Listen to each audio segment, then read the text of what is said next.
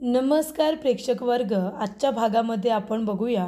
इथे सावनीने आता सगळ्या कोळी कुटुंबाचा फॅमिली फोटो आणलेला असतो आणि तो फॅमिली फोटो तिने जाळलेला सुद्धा असतो. त्याची राख रांगोळी केलेली असते आणि फोटो जाळल्यानंतर त्याची जी राख उरलेली असते ती आपल्या दोन्ही गालांवरती लावून ठेवते. ती चेहऱ्यावरती लावते आणि म्हणत असते की सावनी नाव आहे माझं सावनी, राखेतून जन्म घेते मी.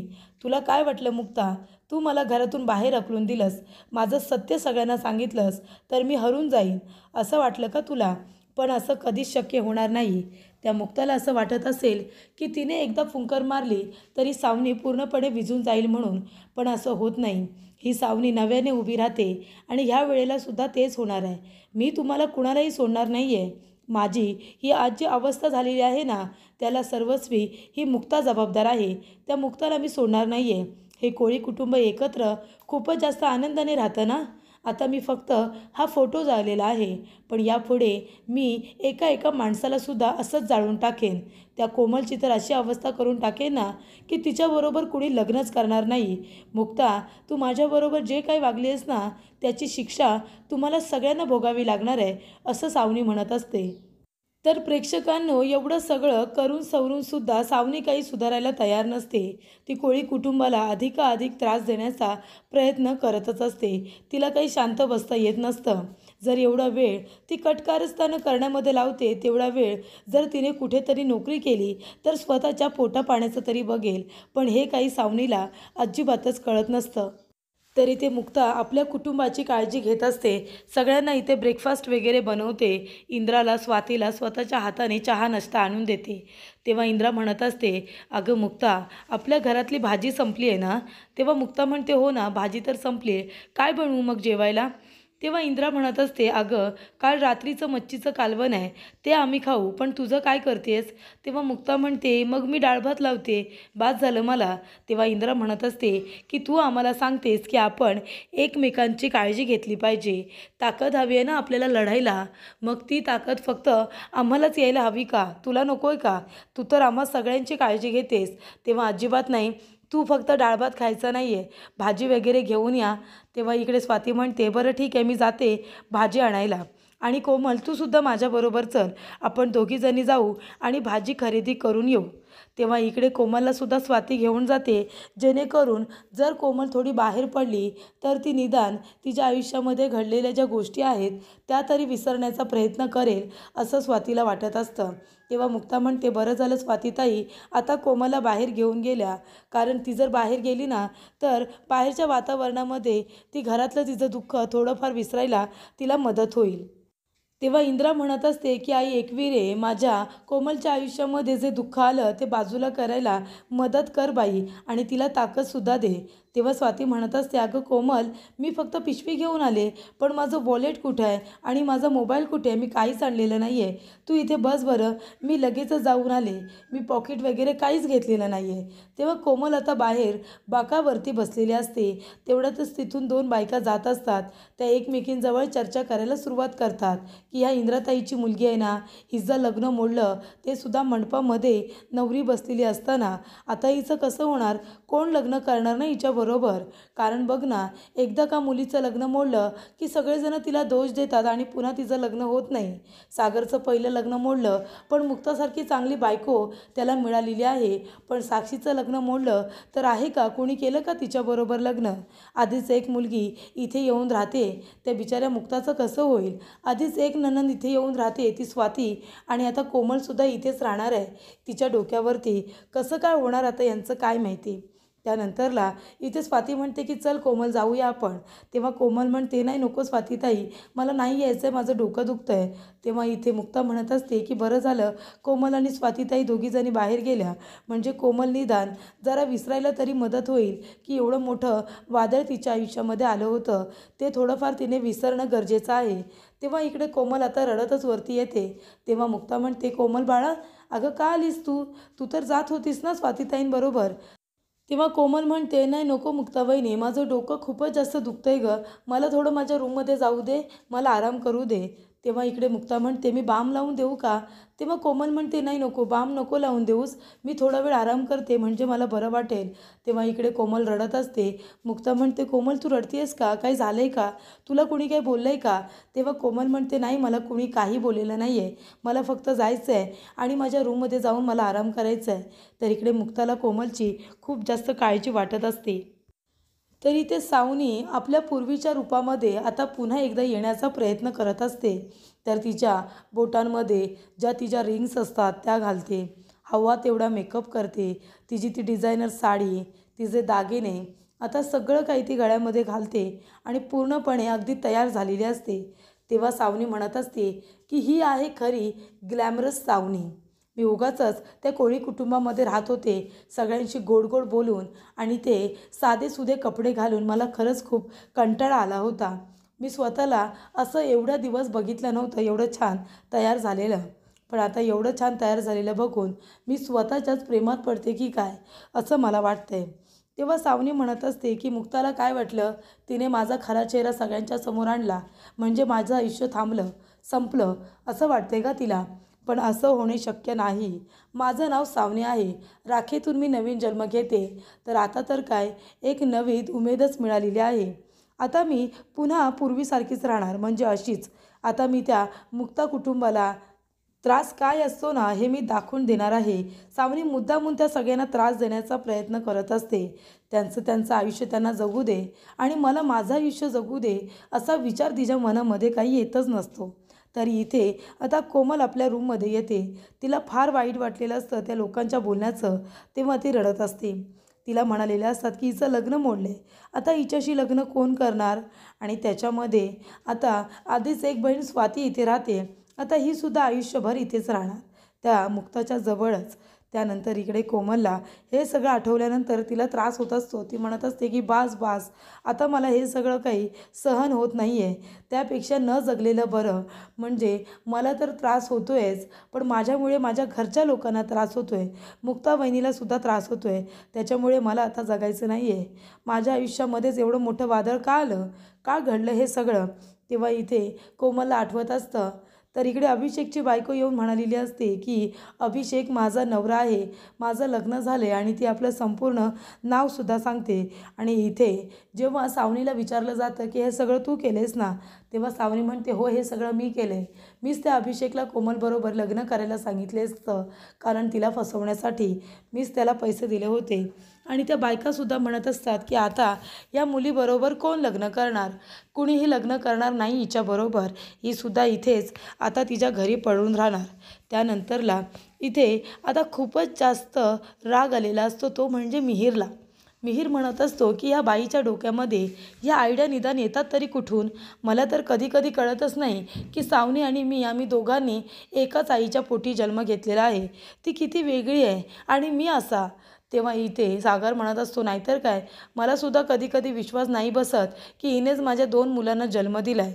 तेव्हा इथे मी माझ्या आधीकडे बघून तिला माफ करत होतो, पण आता नाही. तिची चूकच एवढी मोठी होती ना की मी बाकी कसलाही विचार केला नाही. म्हणजे मला असं वाटलंसुद्धा नव्हतं रे मिहीर की आदित्यसुद्धा मला सोडून जाईल. म्हणजे आदित्यची माझ्या आजूबाजूला असण्याची मला इतकी सवय झाली होती की मी या गोष्टीचा विचारच नाही केला. जर सावनीला या घरातून बाहेर काढलं तर आदित्यसुद्धा माझ्यापासून दूर होईल, या गोष्टीचा मी विचारच नाही केला.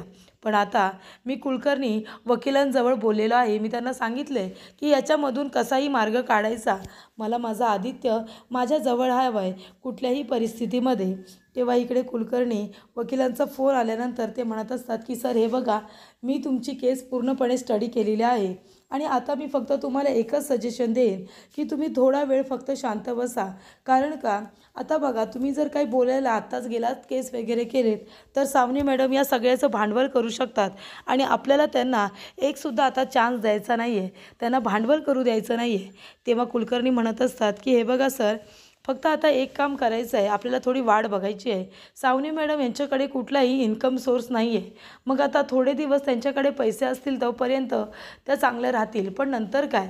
नंतर आदित्यचं शिक्षण आहे, त्याच्या काही गरजा आहेत, ते भागवण्यासाठी त्यांच्याकडे पैसे कुठून येणार आहेत? आणि तेव्हा मी म्हणतोय की आपण तेव्हाच त्या गोष्टीचा फायदा घ्यायचा, म्हणजे निदान शिक्षणासाठी तरी तुमच्याकडे आपल्या आदित्यची कस्टडी येऊ शकते. त्यानंतर इकडे आता मिहीर विचारतो की काय झालं, तेव्हा सागर त्याला जे काही आता कुलकर्णी वकील बोललेले असतात ते सगळंच सांगतो. त्यानंतर कोमल ड्रॉवरमधून झोपेच्या गोळ्या काढते. झोपेच्या गोळ्यांची जी तिच्याकडे डब्बी असते ती काढते आणि त्याच्यातल्या सगळ्या झोपेच्या गोळ्या ती खाऊन टाकणार असते. कारण तिला आता जगायची इच्छा नाही आहे. लोकांचे टोमणे, लोक तिच्याकडे बघून हसतात, ही गोष्ट तिला अजिबात सहन होत नाही. तर इकडे मुक्ता आता आलेली असते. मुक्ता देवाजवळ दिवा वगैरे लावते. तर इथे मुक्ता म्हणत असते की आई एकविरा, या घरावरती जे काही संकट आलेलं आहे ते लवकरात लवकर दूर होऊ दे आणि सगळ्यांना या सगळ्या कठीण प्रसंगातून बाहेर पडण्याची शक्तीसुद्धा दे. कोमललासुद्धा लवकरात लवकर या सगळ्यातून मूव्ह ऑन होऊ दे. त्यानंतरला इंद्रा म्हणत असते की बाई मुक्ता, अगं ती आपली कोमल मगापासून झोपली आहे, ती काय उठायला मागत नाही आहे, तिला पण जरा उठव. तेव्हा मुक्ता म्हणते, काय मम्मी, म्हणजे मी क्लिनिकला जाताना कोमलजी झोपली आहे, मी क्लिनिकमधून आले, मी चहासुद्धा घेतला, तरीसुद्धा ती अजून उठलेली नाही आहे का? म्हणजे ती अशी एवढी कशी झोपली? तेव्हा मुक्ता येते आणि म्हणते, कोमल, ए बाळा कोमल, अगं उठ ना, हे बघ आता संध्याकाळसुद्धा झाली, दुपारपासून झोपलीस ना तू, एवढी जर झोपलीस तर रात्री झोप नाही येणार तुला. तेव्हा इकडे आता मुक्ता कोमलला तिच्या दिशेने फिरवते. बघते तर काय, तिच्या तोंडातून फेस आलेला असतो आणि तिच्या हातामध्ये झोपेच्या गोळ्यांची डब्बी असते. तेव्हा मुक्ता आता सगळ्यांना आवाज देते. ती म्हणत असते की लकी, मम्मी, स्वातीताई लवकर इकडे या. आणि ती फोनसुद्धा घेते आणि लगेच इकडे सागरला फोन लावायला घेते. सागर कामामध्ये असतो. मुक्ता म्हणत असते की सागर, लवकरात लवकर घरी या, आपल्या कोमलने झोपेच्या गोळ्यांची डब्बीच्या डब्बी तोंडामध्ये ओतलेली आहे, तिने सगळ्या गोळ्या खाल्ल्यात. तर इथे आता कोमलने गोळ्या खाल्ल्यात हे कळल्यानंतर लगेचच सागर घरी यायला निघतो. तेव्हा मिहीरला म्हणतो की अरे मिहीर, लवकर चल, आपल्या कोमलने झोपेच्या गोळ्या खाल्लेल्या आहेत. तेव्हा इकडे मुक्ता एक आयडिया करते. मुक्ता मिठाच्या पाण्याचा ग्लास भरून घेऊन येते आणि स्वातीला म्हणत असते की हा टोप हातामध्ये धरा, तिच्या पोटामध्ये झोपेच्या गोळ्या या गेलेल्या आहेत. हे बघ कोमल बाळा, थोडं मिठाचं पाणी पी गं, मिठाचं पाणी प्यायलीस ना की तुला उलटी येईल ना, मग पोटामध्ये ज्या गोळ्या गेलेल्या आहेत त्यासुद्धा बाहेर पडतील. तेव्हा मुक्ता आयडिया करते, तिला मिठाचं पाणी प्यायला देते, अगदी ग्लासभर पाणी तिला प्यायला सांगते आणि मग तिच्या पोटामध्ये खूपच जास्त आता दुखतसुद्धा असतं. मिठाचं पाणी प्यायल्यानंतर इथे कोमलला हळूहळू आता उलटी येते. तेव्हा इकडे संपूर्ण टोपामध्ये उलटीसुद्धा केलेली असते आणि जेव्हा ती उलटी करते तेव्हा तिच्या पोटामध्ये गोळ्यांनी झालेलं विष आता बाहेर पडलेलं असतं. तेव्हा डॉक्टरांना इथे आता सागर घेऊनच आलेला असतो. डॉक्टर येतात कोमलला चेक करण्यासाठी. कोमलला चेक वगैरे करतात आणि डॉक्टर म्हणत असतात की घाबरण्याचं कारण नाही आहे, कारण तुमच्या घरामध्ये ऑलरेडी एक डॉक्टर आहे. तेव्हा कोमल इथे आता खूपच जास्त टेन्शनमध्ये असल्यामुळे तिने त्या गोळ्या घेतलेल्या असतात आणि तिची अवस्था खूपच जास्त बिकट ही झालेली असते. तेव्हा मुक्ता तिची खूप जास्त काळजी घेत असते. तेव्हा इकडे डॉक्टर तिला चेक करत असतात, डोळे, जीभ, त्याचबरोबर तिला ताप आहे का ते बघत असतात. डॉक्टर म्हणतात, हे बघा, तुम्ही योग्य वेळी तिला चांगली ट्रीटमेंट दिली. पोटामध्ये गोळ्या तर गेल्या होत्या पण त्या पसरलेल्या नव्हत्या, कारण त्यांना उलटी झाली त्याच्याबरोबर सगळ्या गोळ्या या बाहेरसुद्धा पडल्या.